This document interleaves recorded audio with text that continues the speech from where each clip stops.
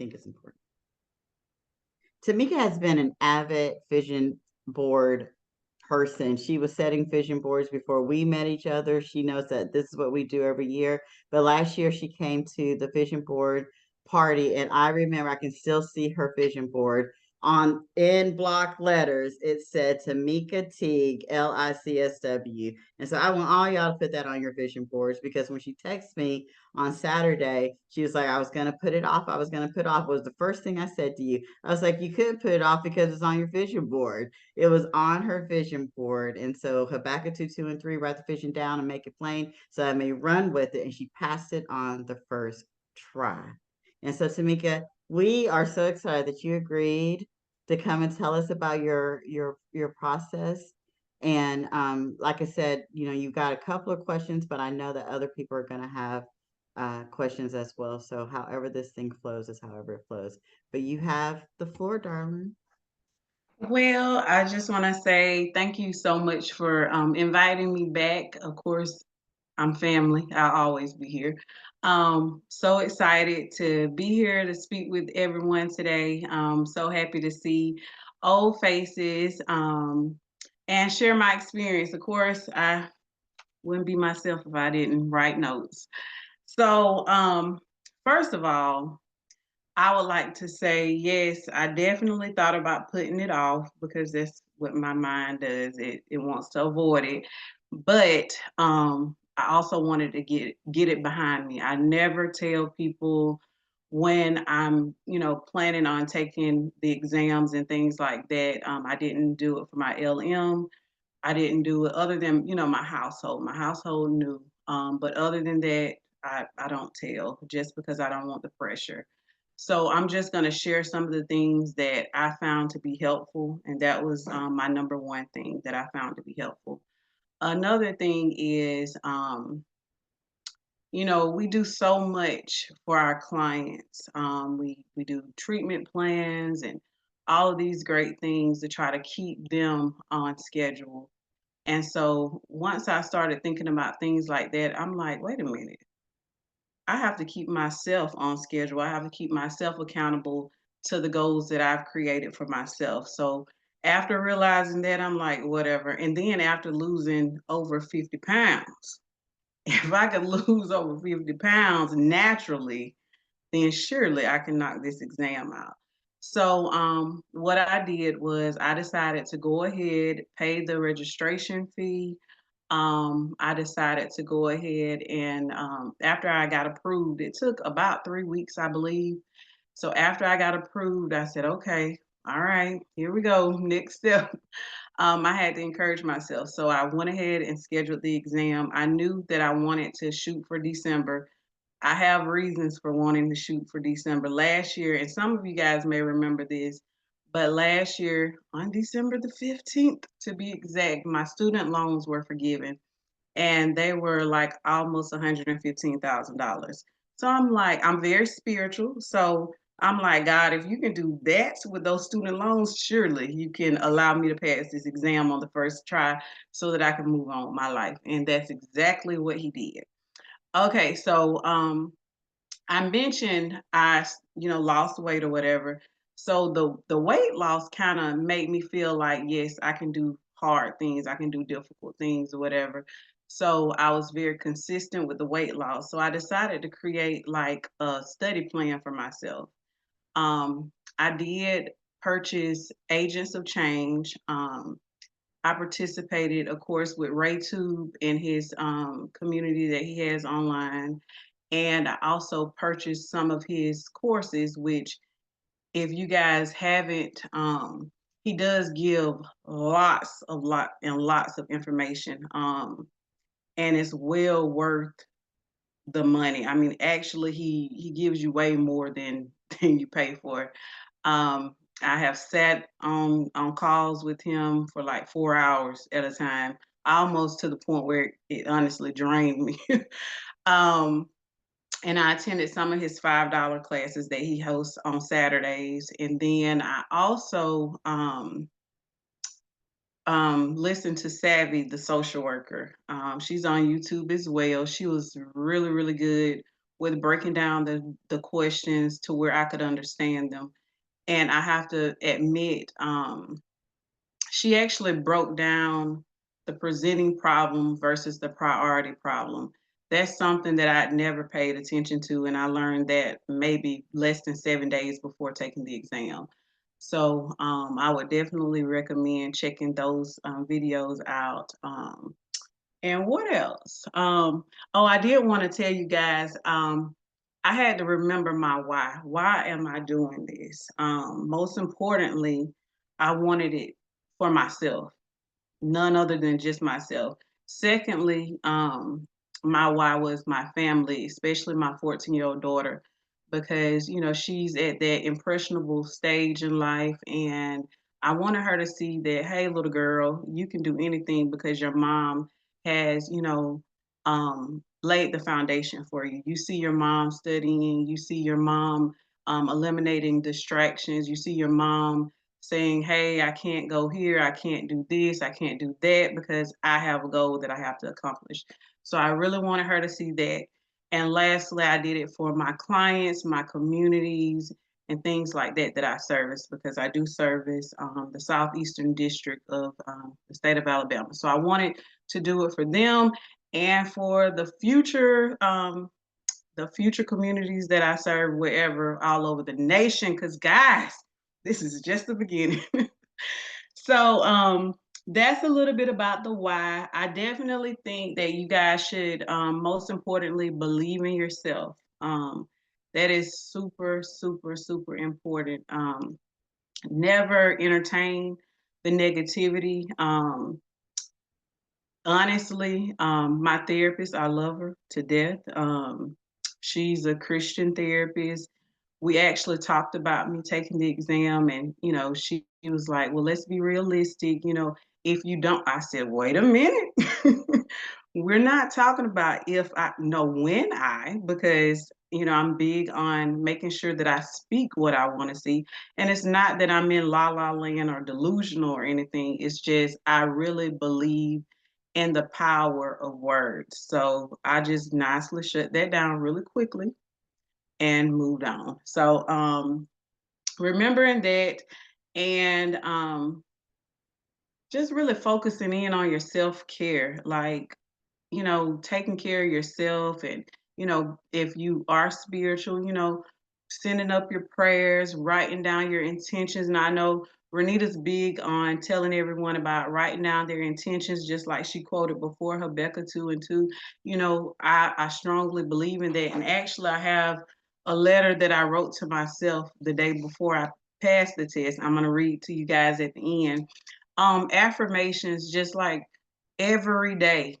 Every day when I got to work and I pulled out my filing cabinet, I saw my affirmations regarding the test. You answer difficult questions with ease. You're going to pass the LICSW exam on the first try. I talked about how I was just honored to have the opportunity to take the test, and so on and so forth. So writing down your affirmations, and once I got into the testing site, to be honest, it was funny. Once I got there that morning, there were two other people that were there, but I got out of the car to get a cough drop, and a young lady that was beside me asked, like, what are you here to take? And I'm thinking, like, woman, why do you want to know? I'm thinking, I don't want to tell you, but I decided to share the information with her. She did say that she was there to take her LM, and that she had been there 4 times. And I told her I was spiritual. We prayed about it. I didn't see her in the end because she left later than I did.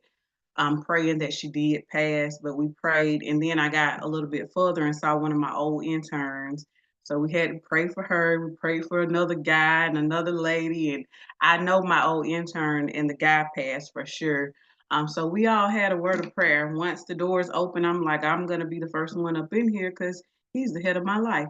So peak number one, the whole 9 yards. But when I got in there, of course, my anxiety was low, but eventually it started to rise when I looked at the time and I saw the clock ticking, and I had like 100 questions left. I think I was sitting at about 2 hours or so. or right up under 2 hours. And so my heart started beating. What I did was I just wrote my name down with my credentials, and I actually took a moment to do some deep breathing. Never utilized any of the breaks or anything because I needed all my time. So those are some things that I did. And I think it's very important to like go ahead and schedule the test. Like that seems to be the most difficult part for me was scheduling that test. But to be honest, I remembered a lot of the information from my LM. And I think one of the questions that you sent, Renita, was about if the test was different or something, maybe. But the test to me appeared to be the same test. I don't know. I had what appeared to be the exact same test. Um, with the exception of maybe some supervision questions or something like that. But I had a lot of community on there. I didn't have a straight up medical question that asks what type of medication. It asks like, was it a beta blocker? Was it a SSRI? That type of thing. But it wasn't anything that said Klonopin or something like some different type of medication. I had maybe 3 diagnosis questions, which really aggravated me because I learned them back and forth. But I was happy to be able to recognize them, really quickly. The code of ethics was extremely heavy on the test. So I definitely recommend, you guys studying that, knowing it, like actually listening to different videos to break it down.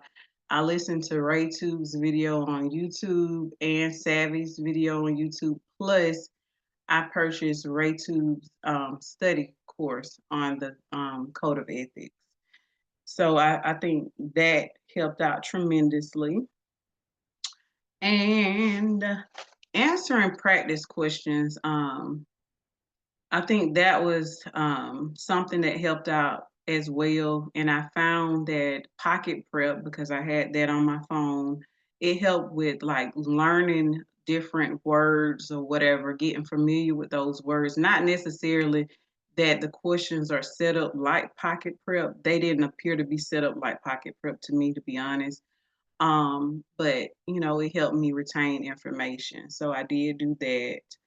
Um, and I would strongly suggest like actually slowing down and reading the questions at least twice before answering them, unless it's like a recall question that you know. I had a lot of defense mechanism questions on there, so that was something that I knew like the back of my hand as well. That helped out a lot. The first, next, most, best, that was the majority of my test. I mean, it was really, really heavy with those type questions. And, I just say that, if you are spiritual, hanging on to a couple of scriptures and writing them down and, referencing them while you're in the testing room. I did that, and again, wrote my name with my credentials. Every single time my anxiety started to rise, I just wrote it down. And I bet the ladies who got my dry erase board laughed because I had it all over there. But that's pretty much it, to be honest. I definitely know that you guys can do it. If I can do it, I'm a person who had test anxiety, okay? So if I can do it, I really feel like you guys can do it. I definitely think it's all about mindset and, being able to break those questions down. Um, and sometimes, guys, since I passed, I still kind of answer some of the questions. I found myself answering a question in a group last night just for fun. But that's pretty much it. Do you guys have any questions before I read what I wrote myself? And I know that's quick, Renita. Goodness. I had a quick question. I don't know if you can answer this or not, but I purchased the Agents of Change to study for my LM test. Do you know if it's different? Like if you purchase it again for the LI, like Agents of Change and all that, is it a different like study prep or do you know? I do. I actually purchased both of them. So they just offer a clinical pack, a power pack is what they call it. And not being ugly, but I wouldn't waste my time or money on it because it was just a bunch of vocabulary words um that were broken down. It's the same information you could find out there for free if you would just look at some of the videos from YouTube with RayTube or Savvy or Fill in the Gap. So I mean I wouldn't I'm a penny pincher, okay? And I was kind of upset because it's the same information you get, just that little clinical power pack. And I can't even remember exactly how many little segments they had, but it wasn't enough for the amount of money that I paid. Thank you. You're welcome. I had a question. Okay. I know, did you have the test where they had, I know they were implementing like 3 answers and 4. Did you see a lot of that or? I did. I saw quite a few, and I felt it was very helpful because it allowed me not to waste my time looking at 4. And I know on one of the groups that Renita had with other ladies who had passed, they actually said, that you're not going to get the pass or fail on the screen. So I do want to reiterate that. Like when we took our LM, I know I had pass on the screen. So this time around, you're going to have to go to the registration desk, that first registration desk. I know in Montgomery, that's how it is. You go to that first registration desk and they'll get your ID and then they'll print out your results. And my little lady, who was like a grandmother to me, that's what kind of feeling she gave me. She said, "Ooh, this is your Christmas gift." So I already knew what the answer was before she ever even passed me my paper. But but yeah, they did definitely have the 3 questions. I mean 3 answer choices.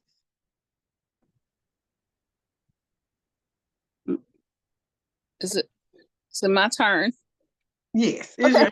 your So, okay, you said it took about 3 weeks for you to be approved because I think I end supervision in April. I'm trying to see how quickly can I register and like that time frame. Like if I end at the end of April, how soon does it take to get approved after you like complete your hours? I didn't apply right after I finished my hours. I kind of pushed it off a little bit. So I'm not 100% sure, but I know when I did, let's see, what I actually have the paper. Let's see. Well, this may be where I paid though. Yeah, this is actually where I paid. So that's not it took about 3 weeks though for them to actually approve me. And they just sent an email. Okay.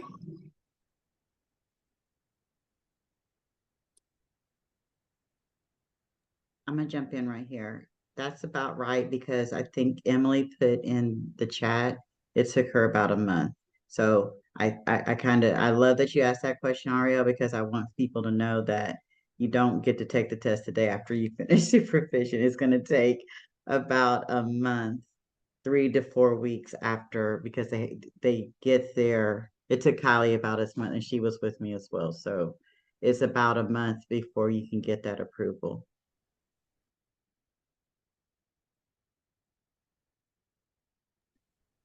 Any other questions?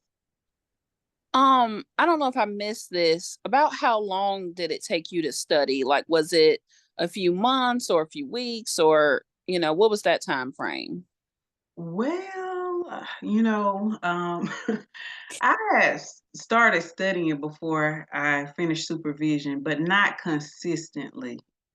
I really, like, really went in after I made the decision to go ahead and apply for the approval for the test. I really started going in then. And then after they said, fine, you're free to take your test or whatever, I really was like, no more distractions. No, I have to like focus in. So Can I go back to some before Amanda, before you speak? Can I just so I can close the loop on something Ariel just asked? The other thing, Ariel, that because I have a couple people who got their approval, but then when they went to Pearson, plus I think we're changing testing sites, so y'all need to look into that too. But when they went to Pearson, they were trying to test this month and there were no testing dates in the month that they wanted to test in. So I'm kind of wanting, for those of you who are wanting a timeline, not only when you got to get approved from the board and get that letter, because then you need the number on that letter to then be able to put into the Pearson View or whatever the new testing site is going to be. And then if they don't have testing sites available for another month, so they were trying to test early December and they're not testing until late January. So, just so y'all have a kind of feel on what that process looks like. Temeka, what was your experience? Pretty much the same. I knew that they were going to cut the testing dates off on December the 15th. So I also knew I wanted to take it in Montgomery. And I forgot to tell you guys that something else. Last year in December, I knew that I was going to end supervision, at the beginning of the year. So I went to the testing site on December the 15th. How ironic, the same day my loans were forgiven, and took a picture of myself outside of that place and started praying over it. I mean, it may sound weird to you guys, but it works for me. But anyways, so I went and did all of that, but they did say that they were gonna, end the testing on the 15th. So I said, all right, let me go ahead and schedule this and move on with my life because I have to be in Montgomery. And I actually called to see if I could push it back a little bit or either push it up, and they told me no. So they didn't have any spots available. I was like, okay, this is when I'm gonna do it and move on. Because I didn't want to be, my appointment was at 8 o'clock, and of course I had to be there at 7:30, and then I had to drive from Troy. So I was just trying not to have to get up at the crack of dawn, but it worked.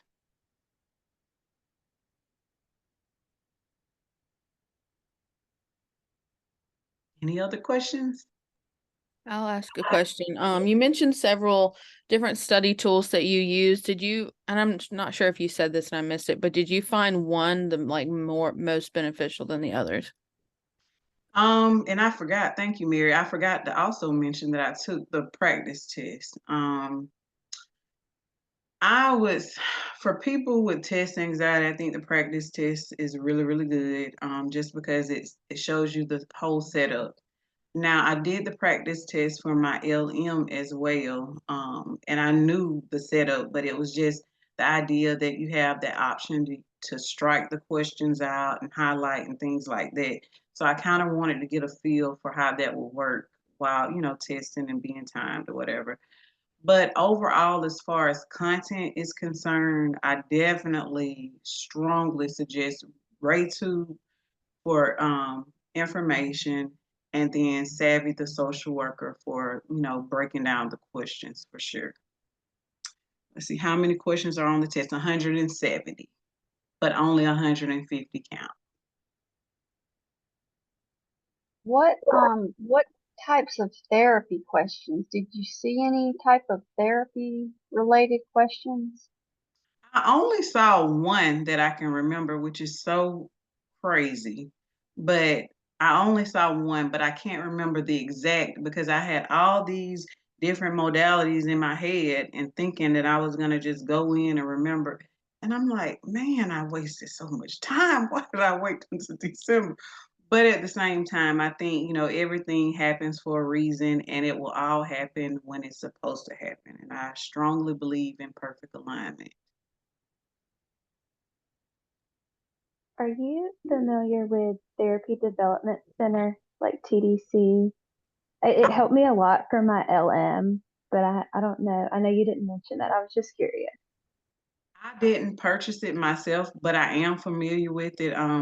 Before I purchased Agents of Change, and for my LM, I actually purchased Social Work to Social Work with Chin.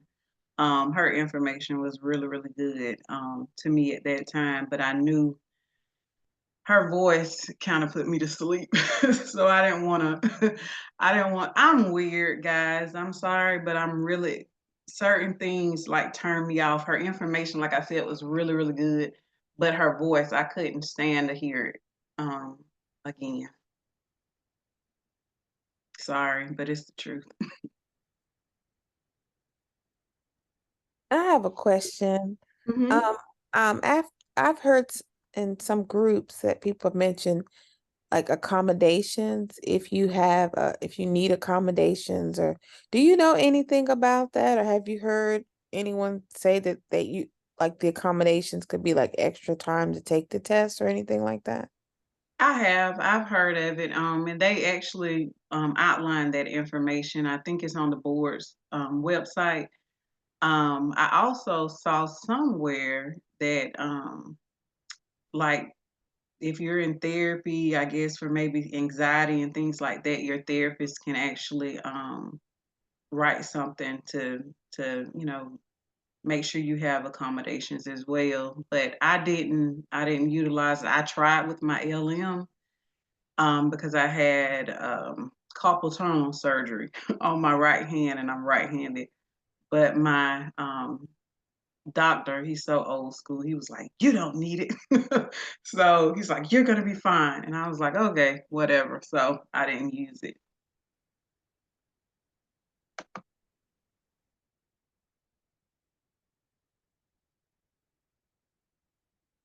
And okay, Ariel, I used so much information till it was I don't know what I was thinking. I don't know.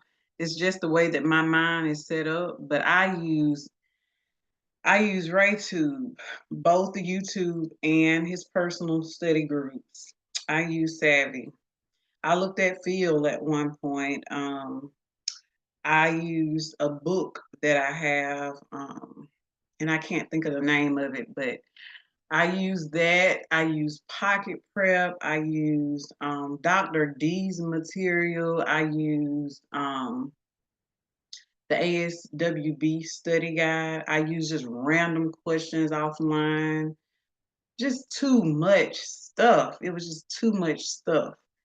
But it's crazy because I feel like we study all this stuff and then you get the test and it's like not even 75% of the stuff, not even 50% of the stuff is on the test.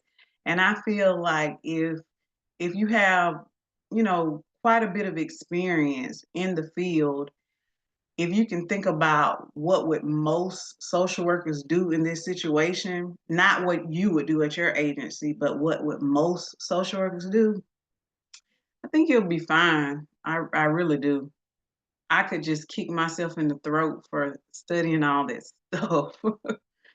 But, do whatever works best for you. But I definitely think you know, it brings a lot of fear to lots of people. They say different things like, "Oh, the test is hard," this, that, and the other.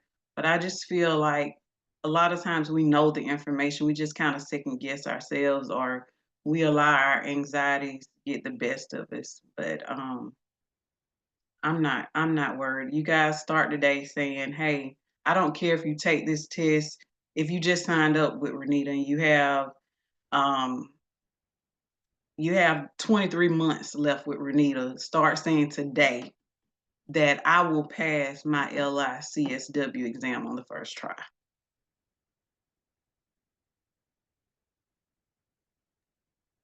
Okay, I have a question. Um, what are some things like as far as like self-care that you did before you went in to take the exam? As far as like, did you take the day to yourself just to lay around the house? Anything like that? Nothing. No, I went to work. I went to work the day before. I did study the night before. Now, when I took my LM, I decided that I would not study. Matter of fact, so many things started happening. I was in a situation where had a kid that I had to work with that's not like on my caseload or anything like that, but just someone that I know who was suicidal. So that interfered with one of my study days. But I just felt like, okay, all right, Lord, what are you doing? I know I'm gonna pass because I don't have time for this stuff right now.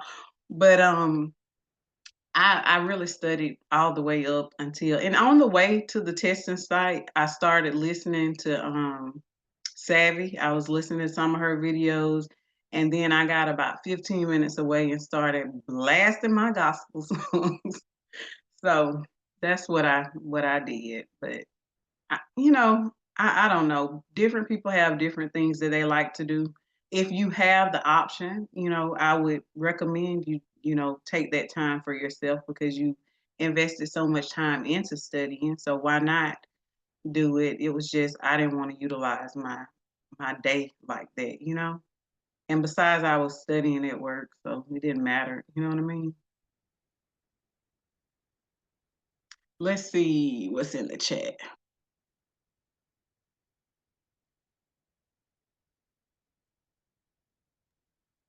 I don't Tamika, know. may I ask some practical questions? hmm So the first thing is, how much was your registration fee so that folks know? I think it was $75 if my memory serves me correctly. And then the ASWB, you had to pay them. Mm-hmm. $85 for the practice test and $260 for the actual test. Okay. And then how was the testing site experience? Same or different from your LM to your clinical? Are they still doing the fingerprinting or the palm thing and putting stuff in your locker? Because I heard you say take some scriptures in. Did you take them mentally in and write them on your whiteboard? Okay.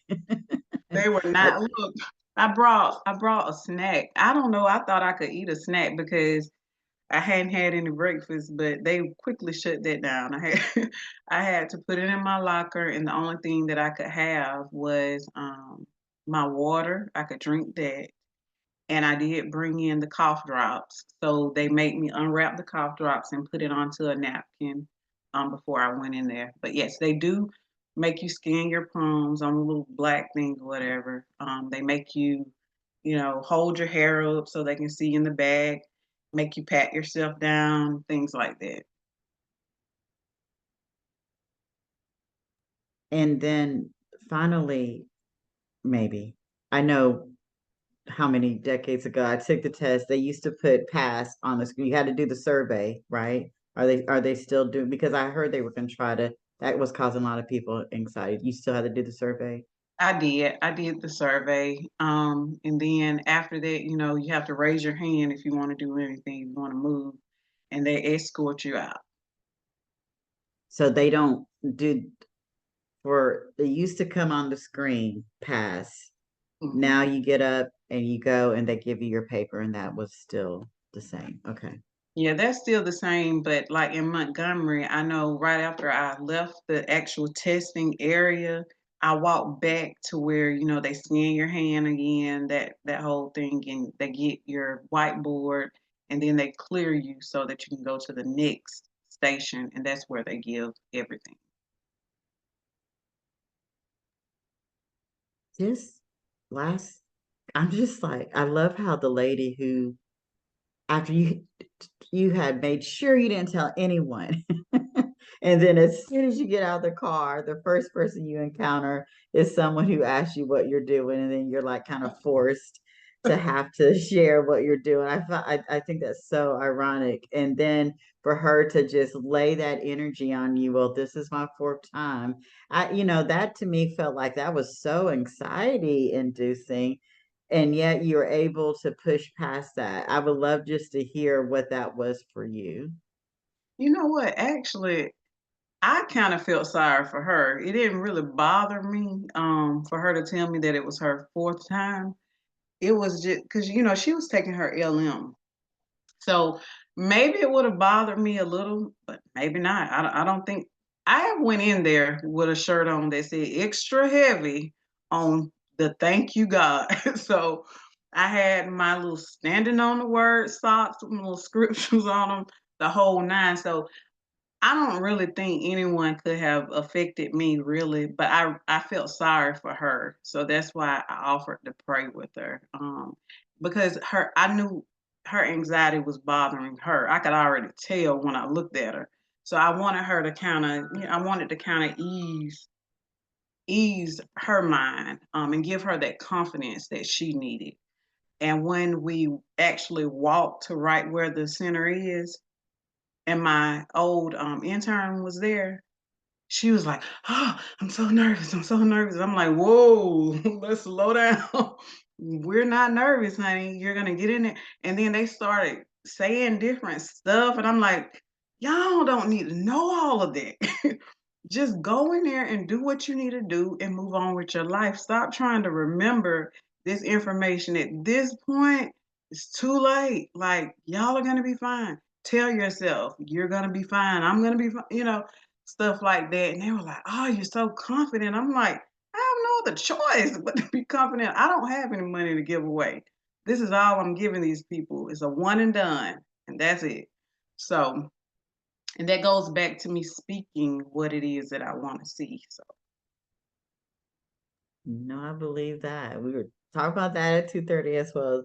And finally, the last 100, I think this is important. I said finally 3 times already, but I think it is important for us to make sure people know, do not leave a question unanswered. When I heard you say you had 100 questions left, because at least you either have 1 out of 4 opportunities, 25% chance to get it right, and or 33% of 33.333, percent chance to get it correct. But if you leave it, you have 0 chance to get it correct. So even though you had those 100 questions and you were reading, I love how you said that you read the question twice. There's so many different ways people teach you how to read the question, but you at least slowed yourself down to read it so you can understand what they were asking.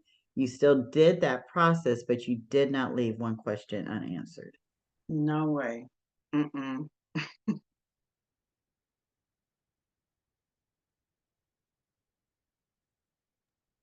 Y'all got any other questions wasn't that awesome? She's got some more for us, but just before, want to make sure we got all the questions. The people who sent, Rakisha, did you get your questions answered? Okay. Don't be shy. No, This is don't a be great shy. opportunity to have someone who literally just took the test a few days ago and passed on the first try. Y'all feel good about what you got? Can I ask one more Yeah, question? of course. When you took it now, is it like as far as like the screen, is it similar to like the LM? It's basically like the same type of setup. I just, want to make sure, just kind of know if it's anything a little bit different as far as the screening and how you can kind of maneuver and everything like that. Oh yeah, and they'll give you the instructions before you actually start. So yeah, it's pretty much the same. The only difference that I saw was, the highlight, the strikeout, um, and the 3 choices versus the all 4, and not having your results right there on the screen. It's pretty much the same. I don't know how they're gonna do, if they're gonna do anything different. I doubt it. I think they're just changing, what is it, PSI or something like that. They're just changing from Pearson view to PSI or whatever. But I think the tests will, remain the same. And if it makes you guys feel any better, again, I'm still in those groups, the social work groups that I mentioned on Facebook. And I have been seeing people pass left and right, pass their clinical as well as their LM exam. So that makes me feel good. Now, before I took mine, I did notice that a lot of people were not having good things to say. And I was like, what? But then I was like, that's them. That's not me. So I just kept telling myself, hey, you can't allow what other people have going on to affect you. You have to know without a shadow of a doubt that, hey, I got this. It doesn't matter what's going on around me, blah, blah. Because I actually have a coworker who took her exam about a month ago, um, and she didn't pass hers. But I didn't let that affect me. And I know we're doing one, and no, I'm not going to say that. I want to speak to Ariel. Thought or concept of going to a different testing site in a different state and let you guys know that is an option, right? One, because I think there's still so much confusion for some reason. I want to make sure we clear this up. This is a national exam. So even though you're being licensed in the state of Alabama, you only have to take this test one time. Once you get licensed, regardless of whatever state, I'm going to start with that. Regardless of whatever state you're in, y'all, I'm licensed in 6 states, right? And I only had to take the test one time. So I just need to make sure y'all know that, especially spread it on Facebook when you see people saying, do I have to take the test again to get licensed in California? Or now, are there state tests? Like I had to take a test in Colorado to get licensed there. Florida has something extra, California has something extra, but Texas has a state test, right? But you only take this ASWB clinical exam one time.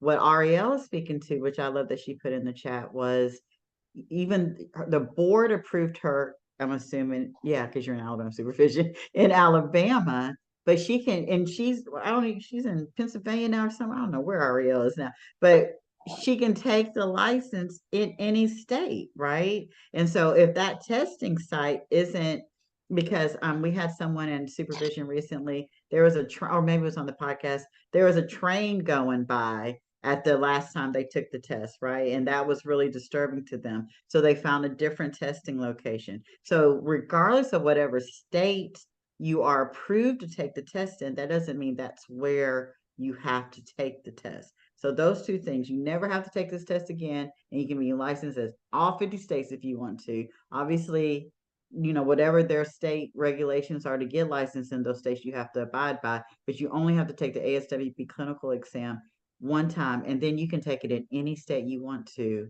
if that state is not available, like Ariel is saying, as far as quickly as she wants it to be available, or it just isn't. I love what Temeka says. She went and prayed over it. And if you go and you're like, no, find a different one, even if you have to go to Tennessee or Georgia, right? So I love Ariel that you put that in the chat so that we can make sure people are clear on you only take this thing one time, but you can take it anywhere you want to. Yeah, I actually, with my LM, I actually signed up for Florida. I was going to take it in Tallahassee, and because I couldn't get a date on a Saturday in Montgomery. So I eventually, someone, I guess, changed their date or whatever, and I had that option. And I thought in my head this time that I would go to Georgia if I needed to. But of course, I wanted Montgomery.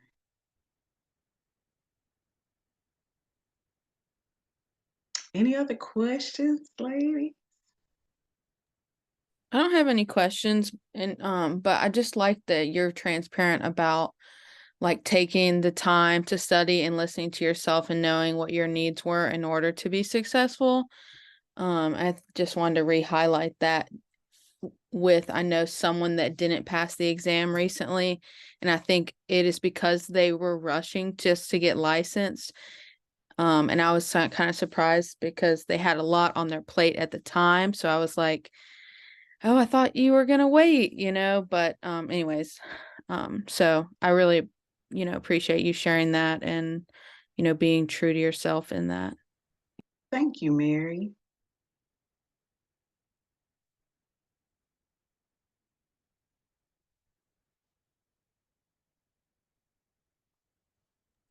You said that as far as your food, you they told you to put your food up, because the reason why I was thinking that, because when I took my LM, they said that, oh, you can eat now. Before you couldn't eat when I went to the testing center, but I had to take a break, and then they let me go to my locker and eat my food, so I guess it seems like that would depend on where your testing center is. So I guess we need to check and see if they'll allow us to eat.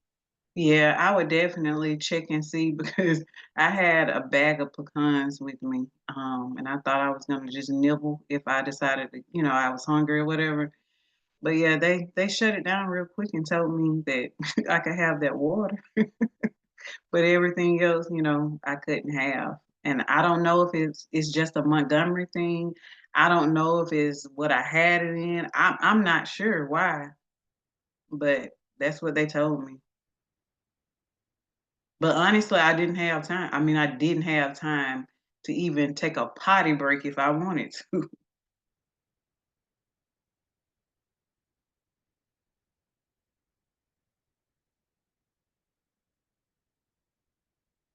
Any other questions before I read you guys my little, you see, this is the little note that I wrote myself on the state of Alabama's notepad. You guys ready? Okay, so it was on December the 1st. I said, Temeka, now again, I'm not psychotic or anything. This is just what I do for myself. Temeka, today is your official last day as a licensed master social worker. As of tomorrow, 12/2/23, you will be a licensed independent clinical social worker. Girl, I am so proud of you. You've prayed so many prayers, wrote so many intentions, sacrificed so much time, energy, and sleep. You've had to adjust to multitasking in order to stay disciplined and committed to both your personal health journey as well as your professional career goals. You've earned this. You deserve this. Hey, Black girl, look at God. This is only the beginning. Temeka, there are so many great things in store for your family and friends, your mentees, your community, and your entire world. Continue to walk by faith because eyes have not seen nor have ears heard what God has in store for you. Only He knows the plans for your future. Temeka, continue to trust in Him because your present is already blinding the world. Much love, Temeka A. Teague, LICSW. And then the scripture that I wrote on the bottom is Jeremiah 29:11. That's one of my favorite scriptures. So that was just a little note that I wrote to myself to stay encouraged and to, go ahead and it was the deal was sealed, I felt at that moment. So thank you so much, ladies.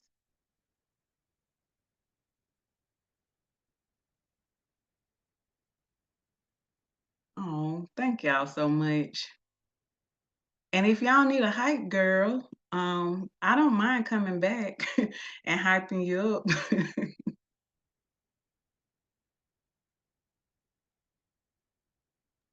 I just want to say thank you for sharing that. I mean, that's personal, and it just really encourages me to keep going. I like how you said you have test anxiety. I had horrible. It's epic.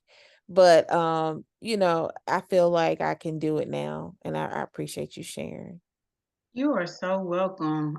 Actually, what helped with I I I learned that I had test anxiety back when I started grad school, and I did Florida State's online social work program, and we had a time test, and I could hear my heart beating so fast. I could feel the sweat just popping off my face. I mean, it was horrible.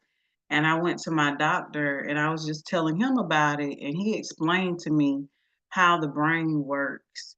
And after he explained it, which I can't even remember everything he said, it's been so long ago, but it was like after he said that, it almost kind of went away. But I still get a little anxious from time to time, but not nearly as anxious. I never heard my heartbeat during that test, not even once.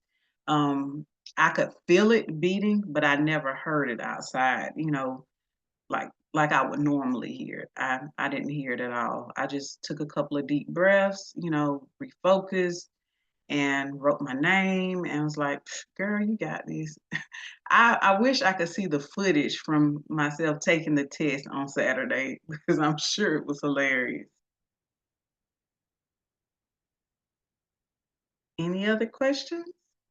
I know you had about 6 months-ish since you finished supervision. I just missed, did you spend all that time studying or did you like dedicate it to like 3 months? No, no, no, no. I probably went in, like really went in maybe 6 weeks, maybe. But no, I would, listen to things here and there, read a couple of things, but no, I got really focused after I started, decided after I decided that I'm gonna go ahead and schedule this test or apply to get approved. That's when I was like, all right, tunnel vision. We're here. We're gonna do this and move on. But honestly, like I feel like it is the exact same information. I kid you not. I feel like it's the same information.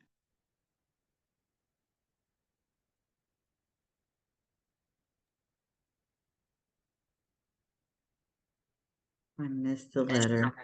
My internet crashed on me, but I'm so glad. I know. I'll send it to you. Please do. Please do. My internet. I was like, of course, the favorite part. It decided to crash. Y'all, I do that. I write. I don't write. I write, hey Renita, it's been a year. And I write like that. It's already done, right? And so then I write it out. And I have been doing that actually for the podcast for about 6 days now. Every single morning for about 20 minutes, I write about the success of the podcast. And so when we talk about Habakkuk 2, I always say 2, 2, and 3, but Habakkuk 2 and 2, it is not just writing it down one time, but writing it down all the time and believing it and having emotion behind it and then seeing the thing already done. And like Tamika said, standing on it, it was done. It was absolutely done. So Tamika, I'm so glad that you shared that letter. I hate that I didn't, but I know you'll send it to me because It's at your phone now. ah awesome. Y'all, those of you who did not have the pleasure of being in this supervision community when Tamika was in a current supervision goddess. Um, I know you're like, man, isn't this energy absolutely beautiful? It is absolutely beautiful. And I've been so blessed to be on this journey with you, Tamika. I'm so proud of you. I'm so proud of you. And I love that you said that this is truly just the beginning. It really, truly is. The doors are about to be wide open. And that's my last question to you, Tamika. Now that you have it, I know you're loving your job. I know you loving your clients, but what is it that you foresee? Oh, I love that even though you it wasn't on your test, the fact that clinical social workers can now diagnose in Alabama and you now know the diagnoses back and forth, that was not for naught. So don't be mad that it wasn't on the test, but there's a purpose behind that because we now diagnose and you need to have that information. But what do you foresee? What are you doing with this clinical thing? You know what? I honestly don't know right now. I don't even want to, say that I'm going to do this or I'm going to do that. I'm just happy to have it behind me and alignment wherever he leads me, that's where I'm going to go. And I do feel, which is so strange, but I do feel like yesterday I had a random person to show up at the office and they called me the assist and he had some mental health concerns. So I feel like I am being pulled, in that direction a little bit, but I'm gonna continue to, seek guidance on if that's accurate or not. But I don't know. There are so many opportunities. You always told us, this world is so big. There are so many different things. And Renita, if you didn't teach me anything else, you taught me that I do not have to be placed in a box. Like I can do anything. So that's what I am going for. I'm going into anything that's non-traditional. I want to just create something beautiful for the world. But again, I don't know what that is. That's what I want to do. But wherever God leads me, that's where I'm going to go. But I absolutely love my job. Tamika, what is your job? What do you do? I actually work with HIV patients. I'm a re-engagement social worker, so I work with public health. And if any of you guys are in Montgomery, we have some positions available and I love it. Do you mind putting that in the group me? Because I do have some Montgomery social workers who aren't here tonight that called me yesterday and are looking. So when you get a chance, darling, if you'll put that in the group me, that would be awesome. Y'all, I'm gonna piggyback and I'm gonna let y'all go. besides not being put in a box, don't let anybody else. Once you get that clinical, it is sought after hard. I am telling you, people are going to be throwing money at you and throwing and telling you should be doing this and you should be doing that. Don't let another person who has not been on this journey with you all of a sudden show up in your energy and say, this is what you should be doing, because that will distract you from what you said you wanted to do. And so I want to just make sure I give that to you guys too, because every single one of you on this call that I'm looking at your face and we are speaking it over, will be passing this clinical exam on the first try when you are ready to take it. And folks are gonna come after you because this is like gold, baby. My feet are tingling. It's like gold. You can do anything you want to with this license. And I'm not just saying that, right? Look at all you, 17 folk here tonight. We are all so proud of you, both personally. But Temeka, we cannot wait to hear your social work journey on the podcast next year. She'll be on in January, so I'm so excited to have you there. Y'all, was this not so good? I'm so glad y'all showed up for yourselves to get this good loving, because this was so good. Temeka, we're super proud of you. And we'll see you soon, because you know you're always welcome back. Absolutely. Bye, you guys. Good night. Good night.